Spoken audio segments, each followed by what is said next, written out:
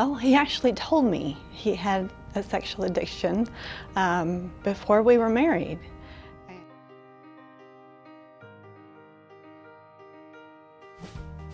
the time I thought, well, that's his problem, not mine, because I didn't know what the repercussions were.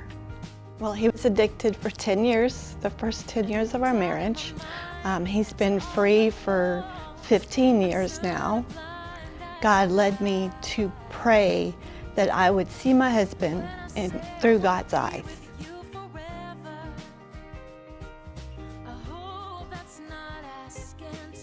Our marriage is more loving and open. We communicate more openly. I don't have to walk around feeling like I'm walking on eggshells anymore.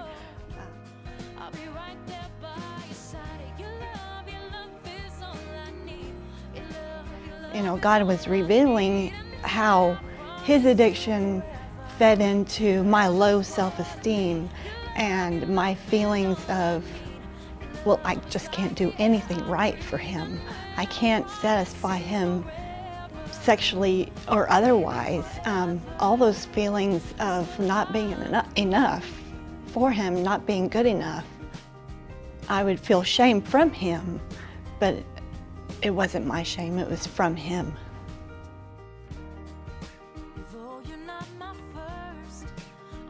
Well, I stayed mostly out of obedience. Obedience to what God was telling me. When I met my husband, God told me, this is my gift to you. And throughout our conflicts and working through our marriage, God would tell me, stay, this is my gift to you. And you know, I'd pray and hear God tell me to stay, and I was just being obedient.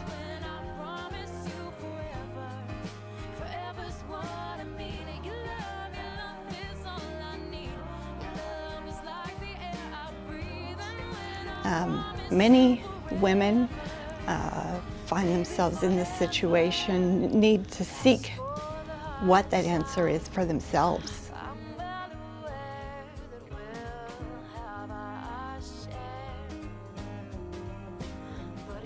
Yeah, I prayed a lot. Initially, I prayed, God, change him. This is not the man I thought I married. And I would pray over and over, God, why is he treating me like this? I need you to change him. And then God spoke to me and said, we need to work on you. I would like to change your heart so you can see your husband the way I see him.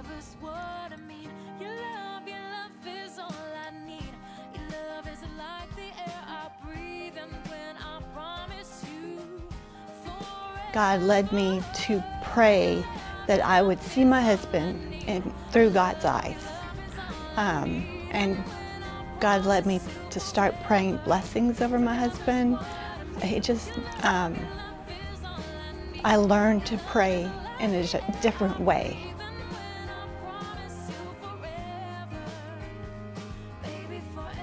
God worked on my heart with the issues of low self-esteem and the issues I had before the marriage that I brought in. I found a lot of freedom in God working on my issues.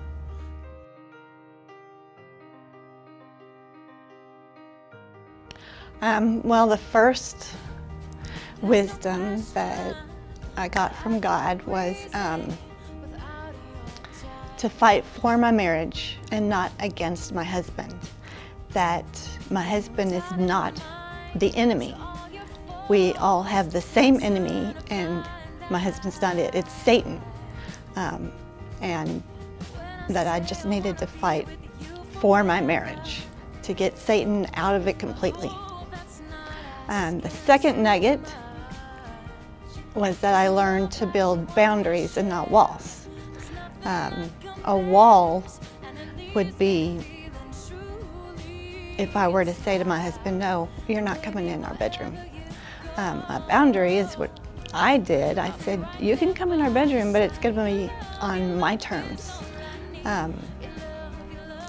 A sexual addict has a long list of things that they want to try out in the bedroom, kind of like a restaurant that has many pages of entrees.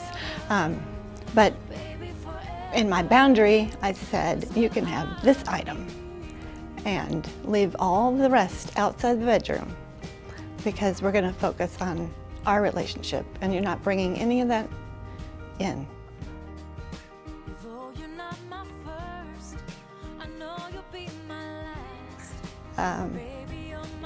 Life now, our marriage is more loving and open.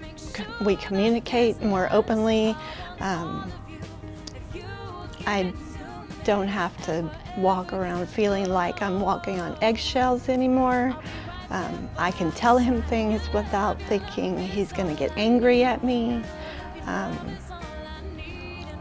I can be bold in my communication with him now, and I've seen God change him from angry to more loving. Awesome, how red am I? Baby, forever.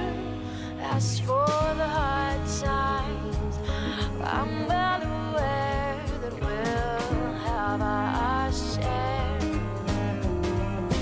But you and I both agree that our love can